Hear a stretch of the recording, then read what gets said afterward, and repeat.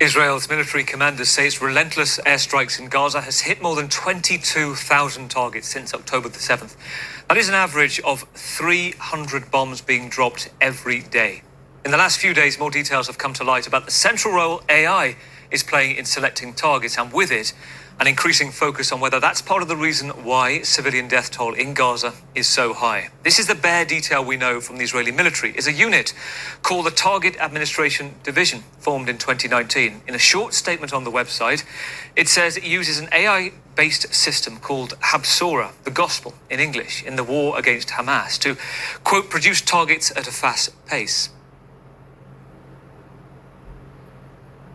Tell us what you found out about the gospel. How does it work? Yeah, I'm happy to be here. So the gospel is essentially, according to sources, a target machine. It automates most of the target creation process, creating targets with life and death consequences, as you said, at a rate that was before humanly impossible. Now, what it does is that it analyzes an amount of information that is so big that in the past, thousands of humans could not even process. You know, Gaza is under Israeli occupation. Israel controls it, the airspace, the electromagnetic space, the land, and it has a lot of access to intelligence that way. It has an intelligence chokehold. Official Israeli military sources claim that these strikes are accurate, but I have to say, as somebody who has spoken to several sources inside Israeli intelligence, that is just not true. Sources have described to me how they, for example, in this operation since October 7th, they are bombing targets in a very wide radius. So they will get an approximation of where a target for assassination is. It's not pinpointed, yet they will still bomb a very wide radius, again, knowingly killing civilians in ways that were not happening, according to these sources, before this current operation. Yeah, I think it shows us the dangers of how this proportionality standards in international law is so vague, and how it allows nation states to really knowingly kill hundreds of civilians, carrying what my sources in intelligence said were clearly disproportionate strikes, and have it somehow legitimized. Because in the end, the Israeli military can say, well, for us, killing hundreds of Palestinian civilians, as has happened in the Jabalia refugee camp, as has happened in Shaja'iyya, in order to assassinate one person, well, for us, that's proportionate. And there is no end to it. The next war, they can say, well, to kill thousands of Palestinian civilians for one target, that's proportionate for us. They're operating the gospel, we assume, remotely, potentially kilometers or even hundreds of kilometers away. Is Israel at the cutting edge of this stuff? Is this something the Americans are using as well, an equivalent AI system? I mean, how much of a focus is on the Israelis right now in terms of the AI hardware it's using that we could see potentially replicated in future? The Israeli military is dramatically increasing its use of artificial intelligence and automation. And as I said, there is a specific context here.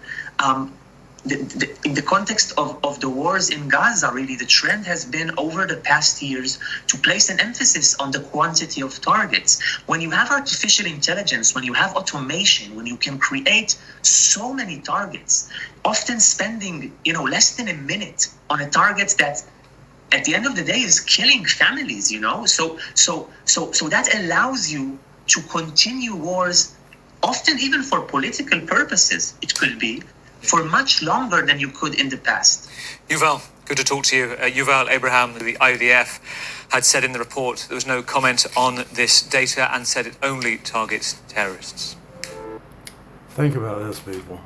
If Jesus was not real, if the gospel was not real, why would it be so important to these people to mock it and use these words everywhere? Time is running out. Believe the actual gospel. Paul's gospel, the one given to him by Jesus on the road to Damascus, which is found in 1 Corinthians 15, verses 1 through 4, that Jesus died on the cross according to the scriptures. He was buried and he rose again according to the scriptures. What's coming is going to be horrific. The wrath of God was poured out on the body of Christ on the cross.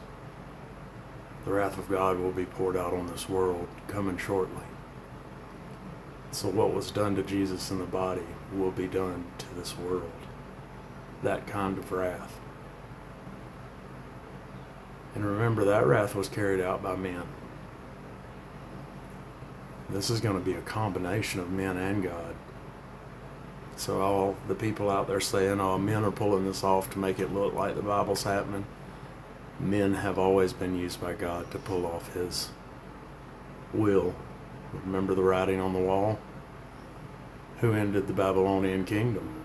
Well, it never ended, but who ended that Babylonian kingdom?